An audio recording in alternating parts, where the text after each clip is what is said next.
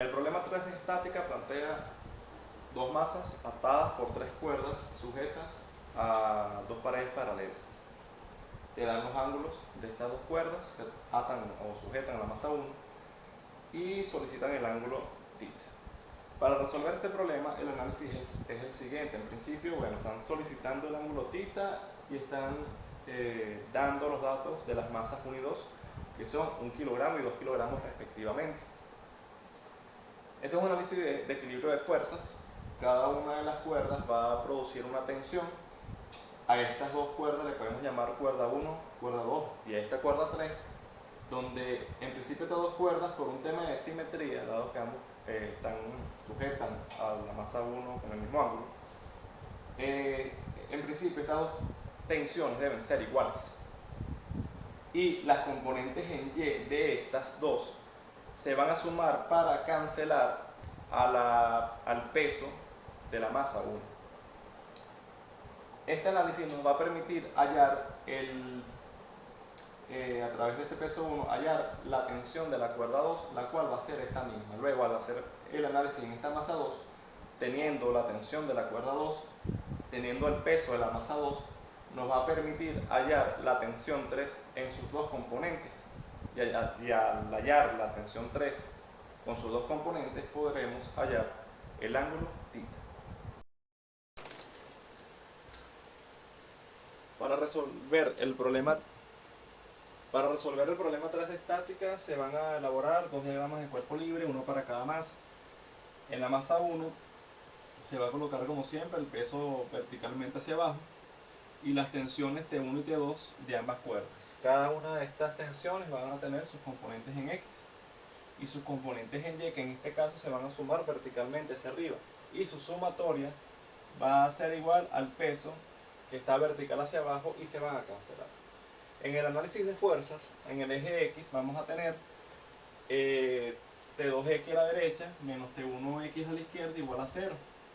Para el eje Y vamos a tener las dos tensiones en Y hacia arriba sumándose y el peso hacia abajo restándose, igual a 0.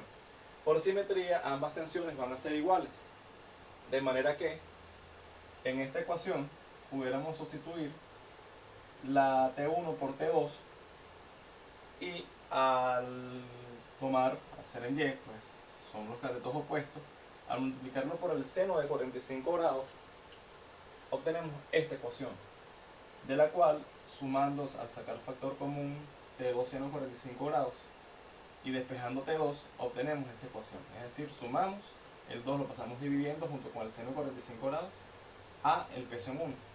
Al sustituir, obtenemos la tensión 2, que es igual a 6,94 newton. Para el diagrama de cuerpo libre 2, entonces, tenemos la tensión en 2 con sus dos componentes en X y Y. Tenemos el peso 2 que va verticalmente hacia abajo y tenemos la tensión 3 que va hacia arriba y hacia la derecha con sus dos componentes en X y en Y. En el análisis de fuerzas tenemos lo siguiente: en el eje X, las componentes en X de la tensión 2 y tensión 3 restándose, igualándose a 0, y en el eje Y tenemos hacia arriba la componente en Y de la tensión 3 y hacia abajo la componente en Y de T2 junto con el peso de la masa 2. Para el cálculo de ese ángulo θ vamos a tomar la identidad trigonométrica tangente, que dice que el cateto opuesto entre el cateto adyacente es igual a la tangente de θ. Entonces, para obtener ese cateto opuesto y ese cateto adyacente, que son T3y y T3x, vamos a despejarla de estas dos ecuaciones y vamos a obtener estas otras dos. Como ven acá, todos los datos son conocidos, de manera que al tomar la ecuación de la tangente despejando el ángulo, obtenemos el arco tangente, y sustituyendo estas dos ecuaciones cuyos valores son conocidos, obtenemos lo siguiente.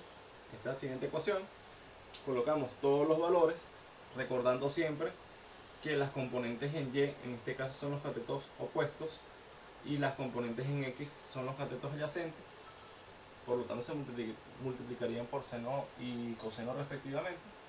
obtenemos esta ecuación que está acá, y finalmente el ángulo, que es de 78,69 grados.